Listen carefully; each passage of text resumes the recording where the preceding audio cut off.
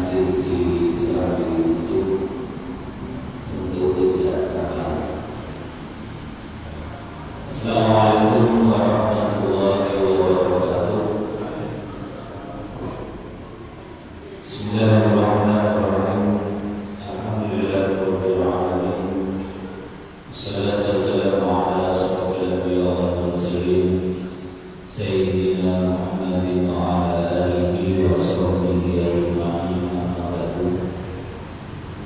Hadirin wal muhtaram khusus Ustaz Abdul Aslam segenap jajaran pengurus Yayasan Masjid Baitur Rahman, para hadirin jamaah yang dimuliakan Allah Subhanahu wa taala. Alhamdulillah, pada malam hari ini kita bersyukur kepada Allah yang telah memberikan nikmat sehat sempat, terutama yang menerima, sehingga kita masih bisa dikumpulkan dalam majlis yang mulia ini dalam keadaan sehat walafiat.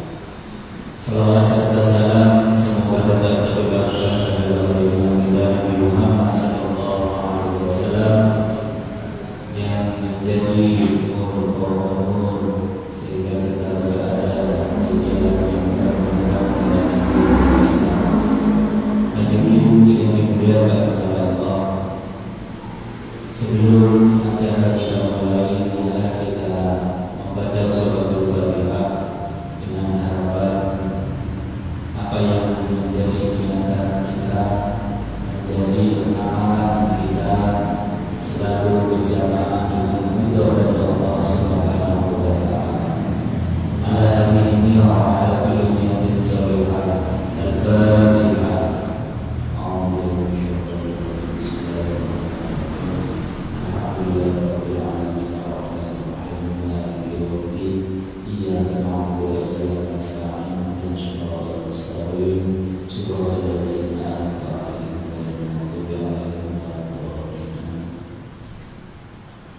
Untuk acara selanjutnya, yakni mawa'idul Islam yang akan disampaikan oleh guru kita dan Ustaz Abdul Aslam kepada beliau yang dihaturkan.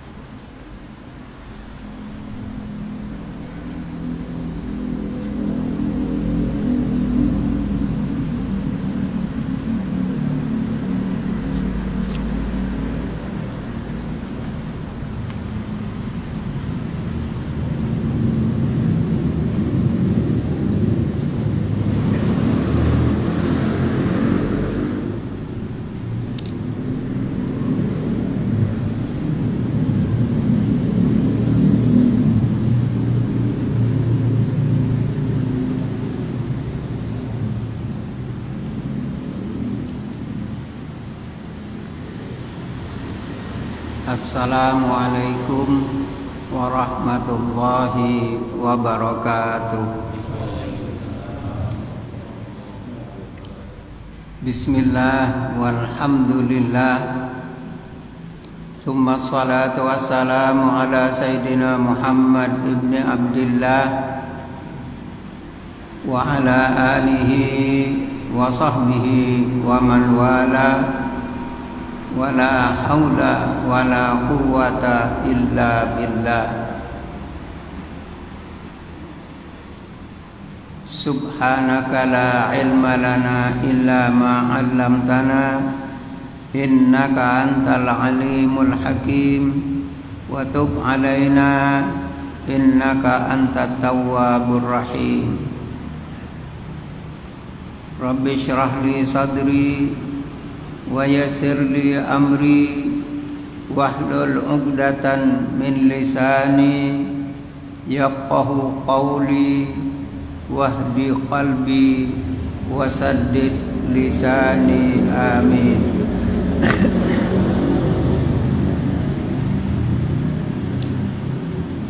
Alhamdulillah, segala puji dan syukur kehadirat Allah atas karunia-Nya yang alhamdulillah Allah masih memberikan kita kesehatan, memberikan kita kesempatan untuk beribadah kepada Allah, juga untuk menambah kebaikan. Mudah-mudahan ibadah kita yang sedikit, juga kebaikan yang kita usahakan yang mungkin tidak ada artinya, semoga semua itu diterima oleh Allah Subhanahu wa ta'ala. Selanjutnya salawat dan salam semoga selalu terlimpah atas baginda Rasulullah sallallahu alaihi wasallam yang kita harapkan syafaatnya di dunia saat ini, apalagi besok di akhirat di hadapan Allah Subhanahu wa ta'ala. Semoga kita semua berbahagia mendapatkan syafaat dari beliau, amin ya rabbal alamin. Kepada segenap jajaran pengurus Yayasan Masjid Baitur Rahman, para bapak dan saudara-saudara sekalian, utamanya para sesepuh, marilah kita bersama-sama mengharap semoga Allah selalu memberikan taufik dan hidayah kepada kita dan juga kepada anak-anak kita. Mudah-mudahan kita semua dijadikan oleh Allah orang yang diselamatkan dari dunia sampai di akhirat nanti, amin ya rabbal alamin. Para bapak dan saudara-saudara sekalian yang dimuliakan oleh Allah Subhanahu wa ta'ala, pada kesempatan ini saya hanya akan menyampaikan satu hadis sabda baginda Rasulullah sallallahu alaihi wasallam yang diriwayatkan oleh Ibnu Mas'ud radhiyallahu anhu. Ibnu Mas'ud ini namanya adalah Abdullah. Jadi kalau di hadis ada Ibnu, nah itu berarti namanya yang bersangkutan adalah Abdullah. Ibnu Mas'ud ini orangnya pendek, tapi beliau alim dan sangat dekat dengan baginda Rasulullah sallallahu alaihi wasallam, karena memang demikianlah keadaan para sahabat pada zaman itu. Bahkan satu ketika baginda Nabi pernah menyuruh Ibnu Mas'ud untuk membacakan ayat-ayat Al-Quran, karena diperintah oleh Nabi. Ibnu Mas'ud berkata, dia bilang, ya Rasulullah,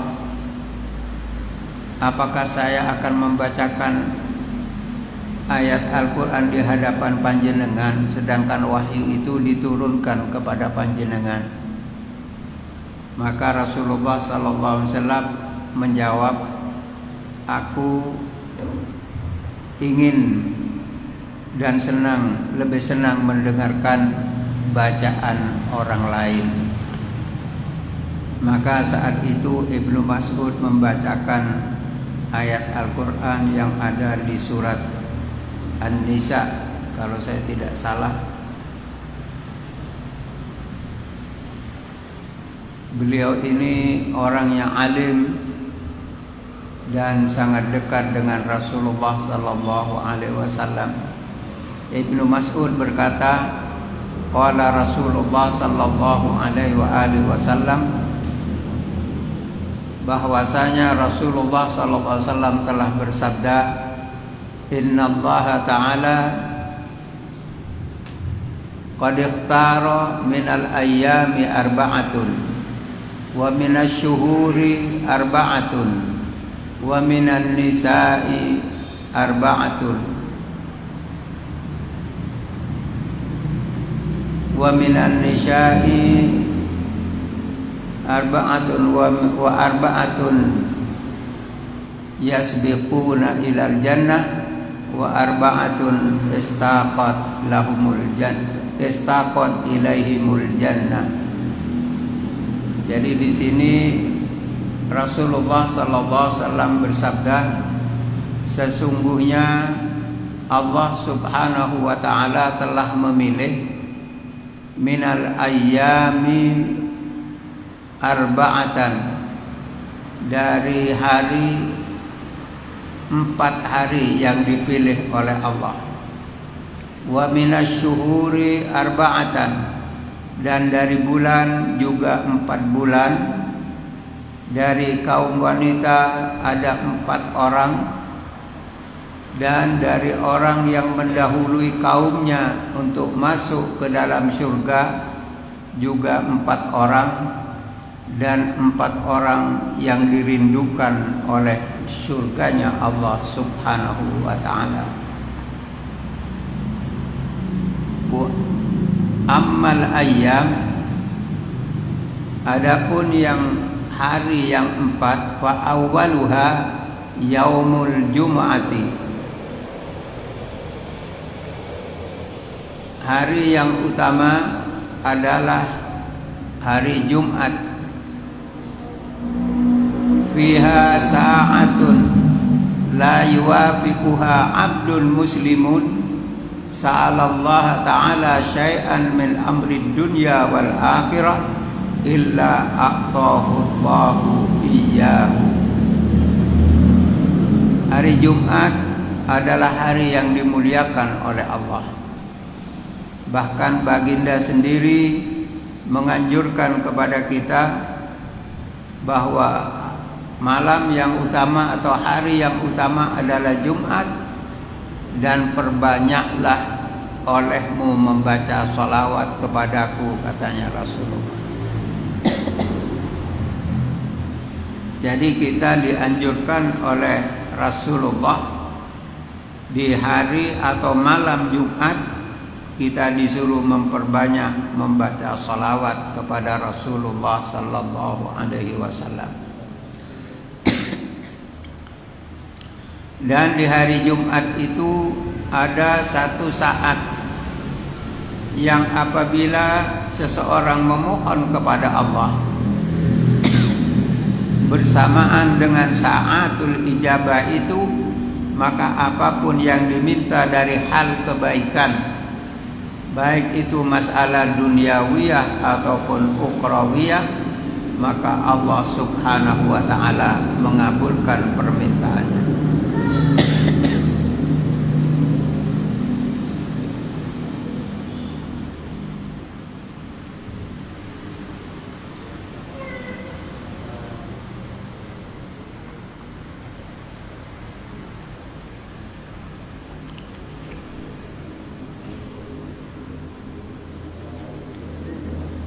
Para bapak dan saudara-saudara sekalian yang dimuliakan oleh Allah, hari Jumat adalah hari yang mulia, sehingga di hari Jumat itu setiap muslim diharapkan ketika dia hadir sholat Jumat dan di sholat Jumat itu ada khutbah Jumat, maka kita dianjurkan untuk tekun mendengarkan khutbah Jumat. Kebanyakan dari kita kurang perhatian, padahal setiap Jumat Bilal itu membacakan hadis. Jadi itu sebetulnya satu peringatan, perhatian agar yang hadir di masjid pada hari Jumat itu benar-benar memperhatikan Apa? Idza qulta li sahibika yaumal jumu'ati amsid wal imamu yaktubu faqad lagaut. Apabila kita sholat Jumat berada di masjid ketika khatib berkhutbah, ini kita dianjurkan untuk mendengarkan dengan baik. Ketika khatib berkhutbah, kok kita mengatakan kepada kawan kita di sebelah kita menengok atau diam. Kita berkata demikian kepada saudara kita itu, kita termasuk faqad lagauta. Kita sudah termasuk orang yang sah Jumatnya, tapi pahalanya yang hangus. Nah, ini kebanyakan dari kita kadang-kadang enteng di waktu khatib berkhutbah, kadang-kadang omong-omongan. Nah, ini sangat harus diperhatikan. Kita tidak boleh, karena khutbah itu termasuk rangkaian dari sholat Jumat. Bagaimana kalau ada kawan kita yang sedang berbicara atau tidak, cukup dengan isyarat. Jadi tidak boleh kita mengatakan diam atau menengok. Nah, ini tidak boleh. Idza qulta li sahibika yaumal jum'ati ansid wal imamu yaktubu faqad lagaut. Nah, ini mari kita perhatikan. Dan juga seperti yang pernah saya sampaikan, biasanya kalau kita mengerjakan satu pekerjaan atau kita sedang berbincang-bincang dengan kawan, atau mungkin kita nonton televisi atau bagaimana, itu biasanya walaupun lama kita enak, tidak apa-apa. Tapi begitu kita duduk di masjid agak lama sedikit, itu bahkan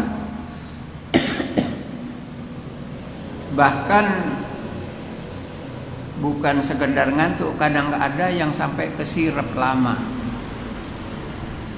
Ini kalau di Ambulu, kalau di masjid sini insya Allah enggak.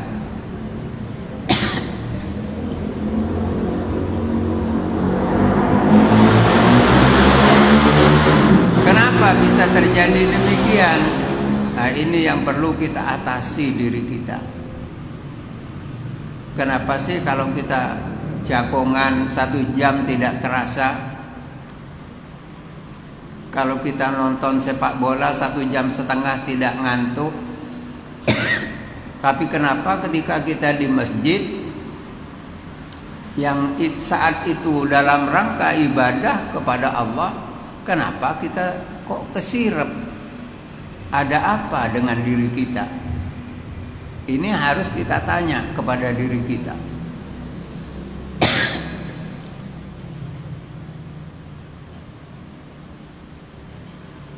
Jadi kita usahakan, kalau memang seandainya kita biasa demikian, usahakan sebelum ke masjid istirahat dulu di rumah.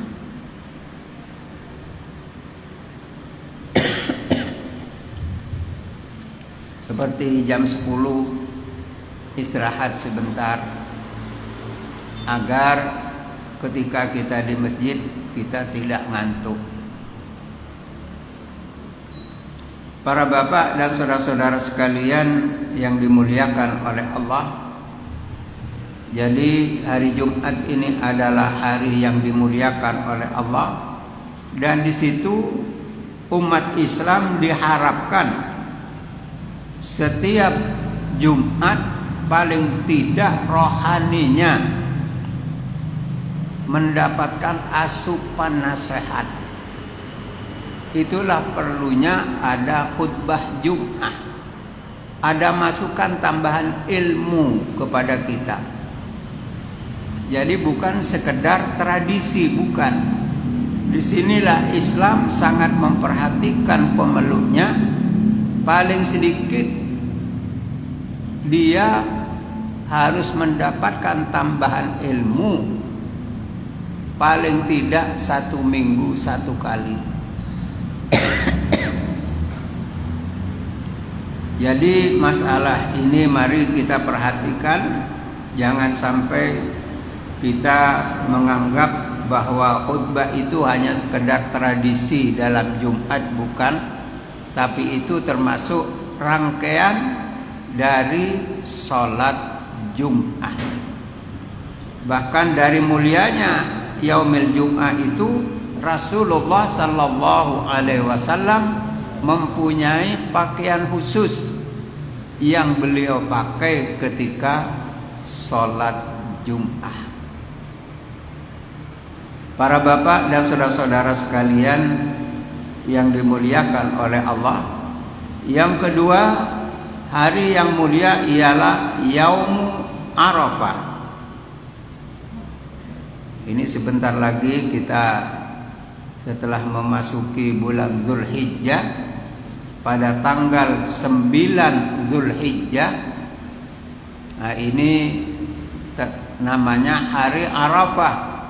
Kalau bagi orang yang ibadah haji, di situ mereka melaksanakan satu rukun yang paling utama di dalam ibadah haji.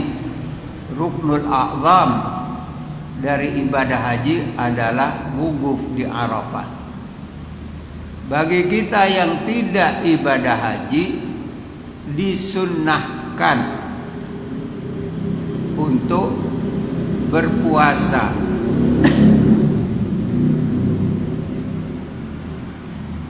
Berpuasanya boleh kita mulai tanggal 8 kita puasa Tarwiyah, dan tanggal 9-nya puasa Arafah. Apa manfaat dari puasa Yaumi Arafah? Ibadahnya cuma 1 hari puasanya, tapi yukaffiru, menghapus dosa setahun yang lalu dan setahun yang akan datang. Itu keutamaan hari Arafah.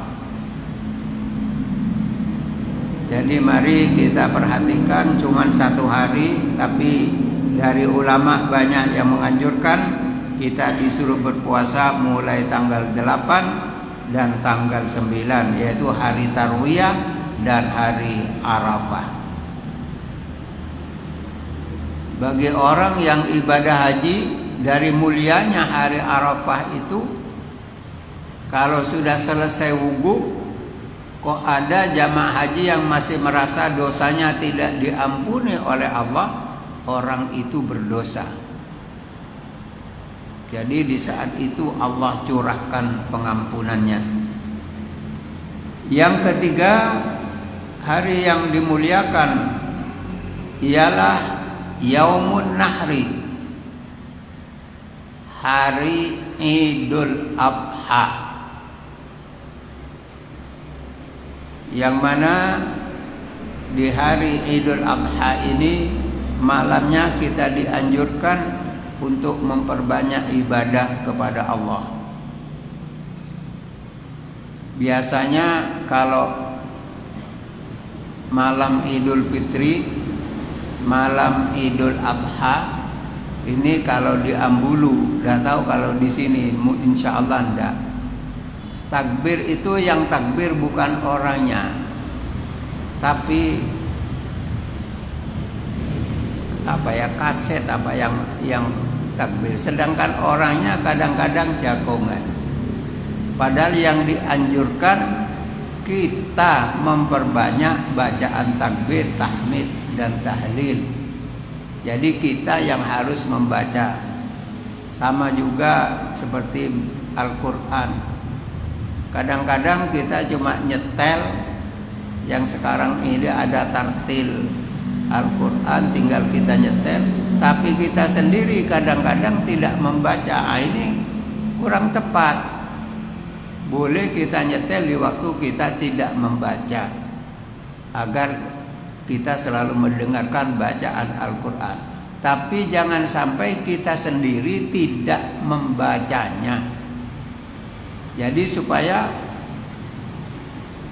penglihatan kita dan lisan kita, ini ada manfaatnya membaca Al-Quran. Malam Idul Adha dianjurkan untuk memperbanyak membaca tahlil, takbir, dan tahmid, tasbih. Dan pada hari Idul Adha itu amal yang paling utama di hadapan Allah adalah penyembelihan kurban.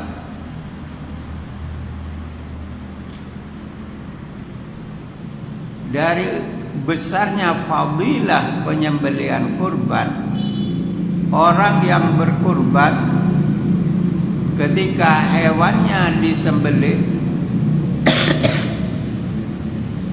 tetesan darah yang pertama belum netes ke tanah, dosa orang tersebut telah diampuni oleh Allah Subhanahu wa ta'ala. Dan bagi orang yang berkurban, itu dia mendapat kebaikan sebanyak bulu hewan yang ia kurbankan. Sekarang siapa yang bisa menghitung bulunya hewan kurban? Para bapak dan saudara-saudara sekalian yang dimuliakan oleh Allah, mudah-mudahan untuk Idul Kurban yang akan datang di Masjid Baitur Rahman tetap mampu mempertahankan apa yang telah dicapai pada tahun-tahun yang lalu. Semoga warga di sekitar masjid ini ditambahi rezekinya oleh Allah, dan mudah-mudahan hatinya diberi semangat untuk berkorban demi taqarrub kepada Allah Subhanahu wa ta'ala. Para bapak dan saudara-saudara sekalian yang dimuliakan oleh Allah, yang keempat adalah hari Idul Fitri, yang mana antara puasa Ramadan dan Idul Fitri ini adalah satu paket. Adanya Idul Fitri karena ada saumi Ramadan. Jadi kalau orang sudah berpuasa di bulan Ramadan, ketika dia keluar dari rumahnya menuju tempat sholat, lalu dia melaksanakan sholat Idul Fitri, maka Allah Subhanahu wa ta'ala berfirman kepada para malaikat, "Hai para malaikat, setiap pekerja ketika dia selesai bekerja tentu dia mengharapkan bayarannya, mengharapkan upahnya. Ketahuilah bahwa hamba-hambaku yang berpuasa di bulan Ramadan, lalu ia keluar dari rumahnya melaksanakan sholat Id, setelah selesai sholat Id mereka mengharapkan pahala dari ibadahnya. Saksikan," katanya Allah, "anni qad ghafartu lahum," bahwa aku ampuni dosa mereka semuanya. Para bapak dan saudara-saudara sekalian yang dimuliakan oleh Allah, beruntung pada bulan Ramadan yang lalu bagi siapa yang memperhatikan dan berpuasa dengan baik. Sangat rugi bagi orang yang beragama Islam, diberi umur oleh Allah, diberi badan sehat, diberi rizki, tidak diberi sakit oleh Allah, tapi lalu dia tidak berpuasa di bulan Ramadan. Ini walaupun orang itu ikut berhari raya, tapi sebenarnya bukan harus berhari raya dia. Saat itu dia harus menangisi dirinya, harus menyesali dirinya, dan harus ada azam untuk bertaubat kepada Allah Subhanahu wa ta'ala. Bagi siapapun yang masih punya utang puasa, supaya segera dibayar. Umur tidak tahu, ada di tangan Allah. Kalau sampai kepada bulan puasa yang akan datang belum dia membayar utang puasanya, maka setelah selesai Ramadan, orang yang menunda membayar puasanya wajib membayar puasa dan membayar fidyah. Kalau tidak sampai melampaui, maka cukup dia mengqadha puasanya. Para bapak dan saudara-saudara sekalian yang dimuliakan oleh Allah, itulah tentang hari yang dimuliakan oleh Allah. Lalu tentang bulan, kita sudah sering tahu bahwa dari bulan itu yang dimuliakan adalah arba'atun hurum, 4 bulan yang diharamkan melakukan maksiat, yang diharamkan melakukan peperangan dan lain sebagainya, yaitu Syahrullahil Asam, Rajab, bulan Rajab, lalu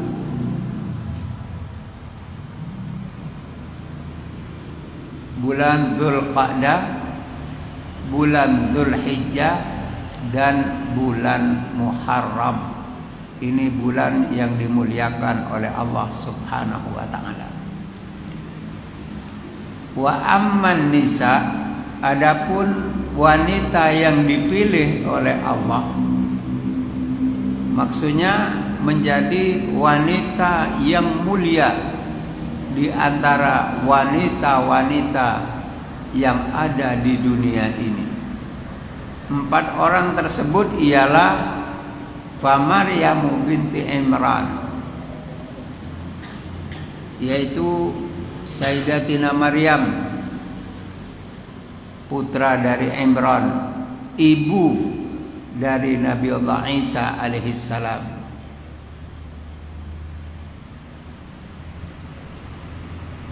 Beliau adalah satu wanita yang dipilih oleh Allah. Tapi pilihan itu bukan berarti dia tidak menghadapi ujian. Ujiannya sangat berat. Allah tentukan dia mempunyai anak tanpa ayah, karena memang itu takdir dari Allah. Amron maqdiyah, ketentuan dari Allah. Sehingga oleh kaumnya dia banyak dicaci. Apa katanya kaumnya? Hei binti Imran, bagaimana kamu ini? Ayahmu adalah orang yang baik, ibumu juga orang yang baik. Bagaimana dengan keadaan kamu mempunyai anak tanpa ayah? Dikatakan di dalam Al-Quran, fa'asyarat ilaih, Siti Maryam memberikan isyarat, coba tanya anak ini. Kaumnya menjawab, kaifa nukallimu man kana fil mahdi sabiyya, bagaimana aku mau berbicara dengan anak yang masih kecil begini, masih bayi. Tapi di saat itu dengan izin Allah, Nabi Allah Isa yang masih bayi berbicara. Inni Abdullah ataniyal kitab wa ja'alani nabiyya. Saya adalah hamba Allah dan Allah akan menjadikan saya nabi, katanya. Bayi yang masih kecil itu pun oleh kaumnya masih dikatakan sihir. Para bapak dan saudara-saudara sekalian yang dimuliakan oleh Allah. Jadi yang pertama adalah Maryam binti Imran, yang kedua wa Sayyidatina Khadijah bintu Khuwailid. Sayyidatina Khadijah adalah istri baginda Nabi Muhammad sallallahu alaihi wasallam. Beliau adalah orang terkaya di kota Makkah. 2/3 kekayaan orang Makkah ada di tangan beliau. Tapi semua hartanya dihabiskan untuk menyebarkan Islam. Kita semua berhutang budi kepada Sayyidatina Khadijah. Islam yang kita nikmati saat ini ada andil Sayyidatina Khadijah dalam mensyiarkan dan membantu perjuangan Nabi Muhammad. Mungkin kita tidak banyak tahu tentang beliau. Ketika beliau waktu mau meninggal dunia, beliau kafannya saja tidak baik seperti kafan kita sekarang.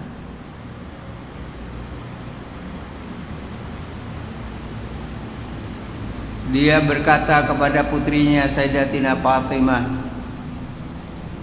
dia bilang, "Ya Fatimah, tolong katakan kepada ayahmu, aku takut untuk mengatakannya. Katakan kepadanya, aku minta surban yang pernah dipakai waktu dia menerima wahyu." Ketika disampaikan kepada Rasulullah mengatakan, "Ya Khadijah, hartamu habis untuk perjuangan. Hanya itu yang kau minta." Bahkan ada riwayat kafannya saja itu ada tambalannya. Padahal beliau seorang, kalau sekarang ini bukan miliarder, di atasnya lagi seorang yang kaya raya, pulang menghadap Allah, semuanya habis di jalan Allah Subhanahu wa ta'ala. Sebelum beliau meninggal dunia, malaikat Jibril datang kepada Rasulullah menyampaikan bahwa Allah telah membangunkan satu mahligai di surga sana untuk Sayyidatina Khadijah. Para bapak dan saudara-saudara sekalian yang dimuliakan oleh Allah. Jadi Sayyidatuna Khadijah orang pertama yang beriman kepada Allah dan Rasul-Nya dari kaum wanita. Orang pertama yang beriman kepada Allah dan Rasul-Nya. Yang ketiga, wanita yang dipilih oleh Allah, wa Asiyah binti Muzahim imra'atu Fir'aun. Siti Asiyah adalah istri Fir'aun, tapi beliau tetap seorang mukminah. Bahkan beliau minta, Rabbibnili, ya Allah bangunkan bagiku satu mahligai di surga. Para bapak dan saudara-saudara sekalian yang dimuliakan oleh Allah. Sedangkan yang keempat adalah Sayyidatina Fatimah Al-Batul, putri baginda Nabi Muhammad sallallahu alaihi wasallam.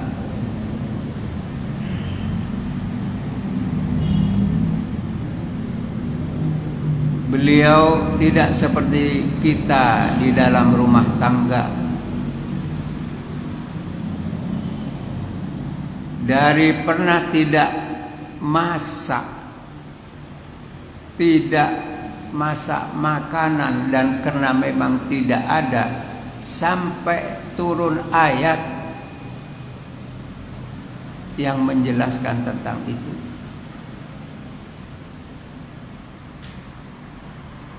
Para bapak dan saudara-saudara sekalian, Sayyidatina Fatimah adalah orang yang paling mirip Rasulullah dan paling dicintai oleh Nabi Muhammad sallallahu alaihi wasallam. Dan beliau adalah pemimpin wanita di surga nanti. Putra beliau Al-Hasan wal Husain Sayyida Syababi Ahlil Jannah, pemimpin pemuda di surga. Beruntunglah setiap wanita yang nanti berada di bawah kepemimpinan Sayyidatina Fatimah di surga nanti, berarti mereka adalah wanita salihah. Begitu juga Sayyidina Al-Hasan dan Sayyidina Husain Sayyidah Sababi Ahlil Jannah. Sangat beruntung para pemuda yang berada di bawah pimpinan beliau berdua, berarti ia adalah seorang pemuda yang saleh. Para bapak dan saudara-saudara sekalian yang dimuliakan oleh Allah, 4 wanita yang dipilih oleh Allah: Siti Maryam binti Imran, Sayyidatuna Khadijah binti Khuwailid, dan Siti Asiyah binti Muzahim istri Fir'aun, dan Sayyidatuna Fatimah Al-Batul binti Sayyidina Rasul sallallahu alaihi wasallam. Wa amma sabiqun fa kulli qaumin sabiqun ilal jannah. Setiap kaum ada orang yang mendahului mereka masuk ke surganya Allah Subhanahu wa taala. Fa sayyiduna Muhammad sallallahu alaihi wasallam sabiqul Arab. Nabi Muhammad adalah orang pertama yang masuk ke surga dari bangsa Arab. Bahkan baginda Nabi orang pertama yang masuk surga sebelum para anbiya wal mursalin dan umat-umat yang lain masuk ke dalam surga. Baginda Nabi dan umatnya terlebih dahulu.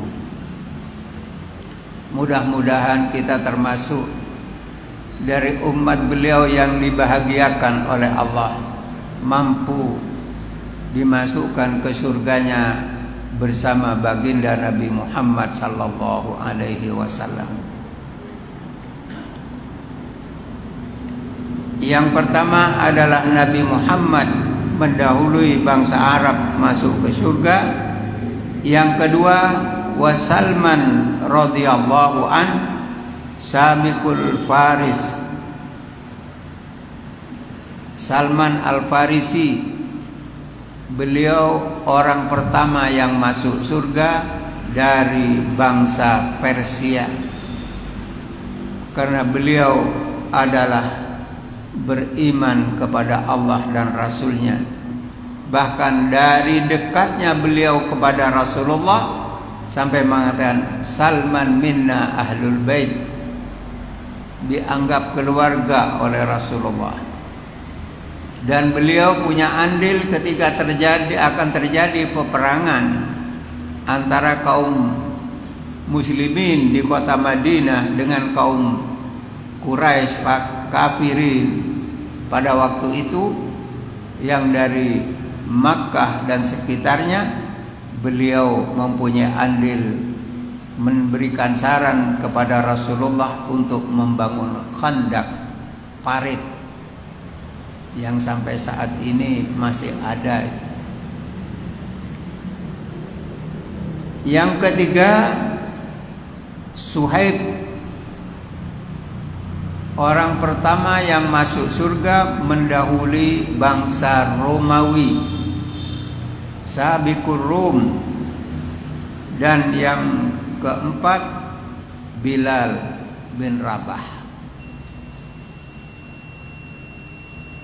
yang mendahului Sabiqul Habasyah, mendahului orang-orang kulit hitam masuk surganya Allah Subhanahu wa ta'ala. Bahkan Sayyidina Bilal adalah orang yang teguh keimanannya. Ketika beliau ditanya apa yang sangat dirasakan, sangat terkesan di dalam hidupnya, dia mengatakan yang sangat saya rasakan nikmat adalah ketika saya dijemur, diterik matahari, dada saya ditindih dengan batu, saya tetap mengatakan ahadun ahad. Jadi beliau adalah orang pertama dari orang kulit hitam yang mendahului masuk surganya Allah Subhanahu wa ta'ala. Para bapak dan saudara-saudara sekalian yang dimuliakan oleh Allah, inilah sekedar apa yang dapat kami sampaikan pada kesempatan ini. Merupakan saat hari yang terbaik adalah 4 hari bulan yang dipilih oleh Allah, ada 4 bulan. Kaum wanita yang dipilih oleh Allah adalah ada 4. Dan juga orang yang pertama masuk surga mendahului kaumnya ada 4 orang. Dan yang terakhir ada orang yang dirindukan oleh surga juga ada 4 orang. Inilah apa yang dapat kami sampaikan. Kurang lebihnya mohon maaf. Maka mari kita tutup majelis ini dengan kita membaca Al-Fatihah. Mari kita tenang sejenak. Mari kita hadirkan wajah ayah dan ibu kita. Kita kenang wajah ayah dan ibu kita. Mari kita pandang dengan mata hati kita dengan pandangan kasih sayang. Sesungguhnya seorang anak yang memandang wajah orang tuanya dengan penuh kasih sayang, pandangan itu adalah lebih utama dari memandang Baitullah. Mari kita hadirkan wajah ayah dan ibu kita di hati kita masing-masing. Kita mohon kepada Allah, semoga ayah dan ibu kita amal baiknya diterima oleh Allah. Setiap manusia mempunyai kekurangan. Mudah-mudahan kekurangan ayah dan ibu kita diampuni oleh Allah. Mudah-mudahan ayah dan ibu kita ditempatkan di tempat yang mulia oleh Allah Subhanahu wa ta'ala. Dimasukkan ke surga. Kita mohon kepada Allah, semoga ayah dan ibu kita dimasukkan ke surga sana bighairi hisab, dengan belas kasih sayang Allah Subhanahu wa ta'ala. Ala hadhihi niyah. Al-Fatihah.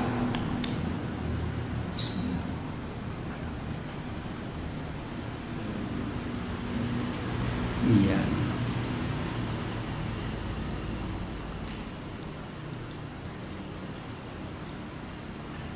Yang kedua, mari kita baca Fatihah. Kita niatkan untuk saudara-saudara kita seiman yang sudah lama meninggal dunia, berada di alam barzah, di alam penantian, namun dilupakan oleh anak cucunya. Dia selalu mengharap tapi tidak ada yang diharapkan. Mudah-mudahan kita berbagi dengan mereka. Mudah-mudahan mereka juga diberi rahmah dan maghfirah oleh Allah Subhanahu wa ta'ala. Ala hadhihi niyah lahumul Fatihah.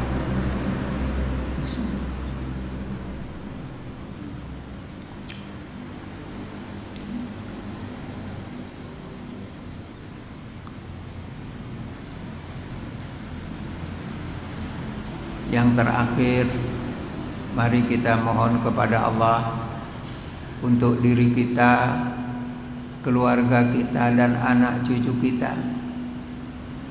Kita mohon kepada Allah, semoga kita semua dijadikan orang yang diselamatkan oleh Allah.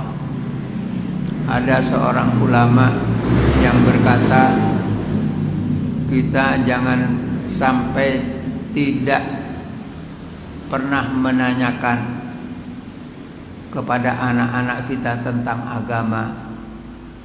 Kalau bisa setiap hari harus kita tanyakan tentang agama kepadanya, yang tujuannya adalah hati anak-anak kita agar tidak mati, agar agama itu hidup di dalam hatinya, agar agama itu menjadi perhatiannya dan kuat di dalam menjalankan agamanya. Ini harus kita tanyakan kepada anak-anak kita setiap saat tentang agama. Di samping juga sekaligus pendidikan untuk mereka. Semoga kita semua dijadikan orang yang berbahagia, mendapat rahmah dan maghfirah dari Allah. Ala hadhihi niyah al-Fatihah.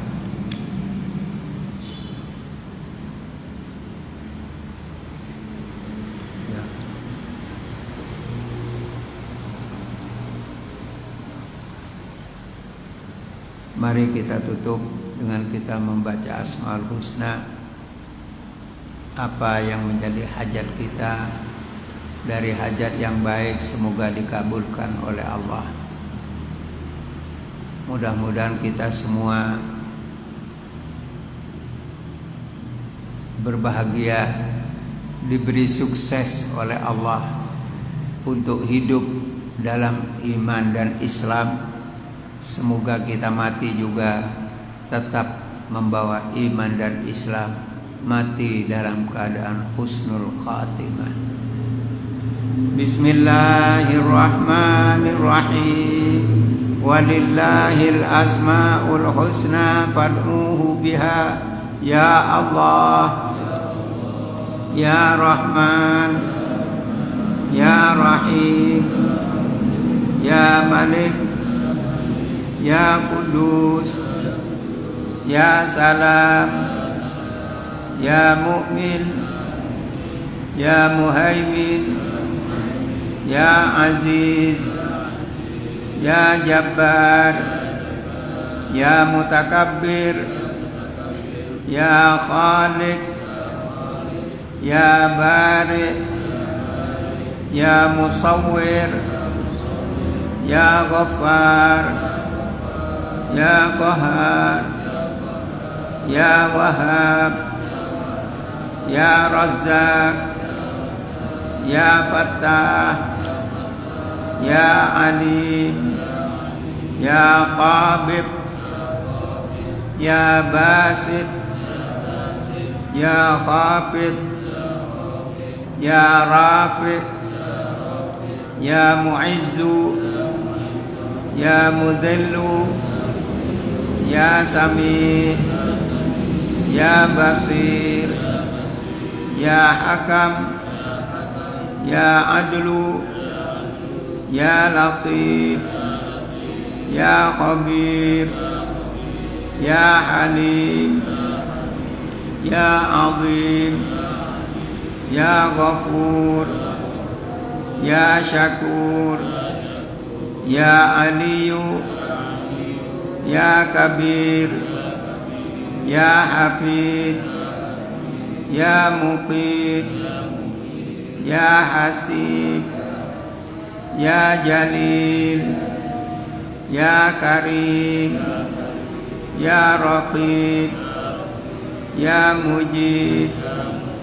Ya Wasi', Ya Hakim, Ya Wadud, Ya Majid, Ya Ba'ith, Ya Syahid, Ya Haqqu, Ya Wakil, Ya Qawiyu, Ya Matin, Ya Waliyu, Ya Hamid, Ya Muhsi, Ya Mubdi'u, Ya Mu'id, Ya Muhyi, Ya Mumit, Ya Hayyu, Ya Qayyum, Ya Wajid, Ya Majid, Ya Wahid, Ya Ahad,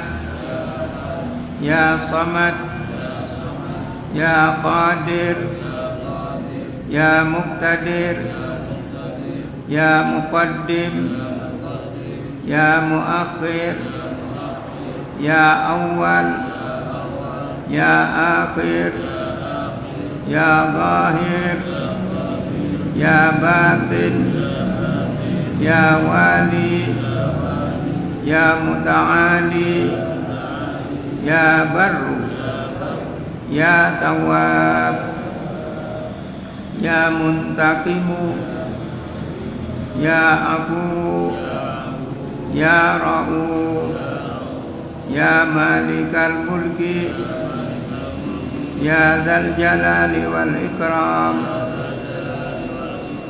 Ya Muqsit, Ya Jami', Ya Ghaniyu, Ya Mughni, Ya Mani', Ya Dharru, Ya Nafi', Ya Nur, Ya Hadi, Ya Badi', Ya Baqi, Ya Warith, Ya Rashid, Ya Sabur. Jalla Jalaluh alladzi lam yalid wa lam yulad wa lam yakul lahu kufuwan ahad. Kurang lebihnya mohon maaf. Wassalamualaikum warahmatullahi wabarakatuh.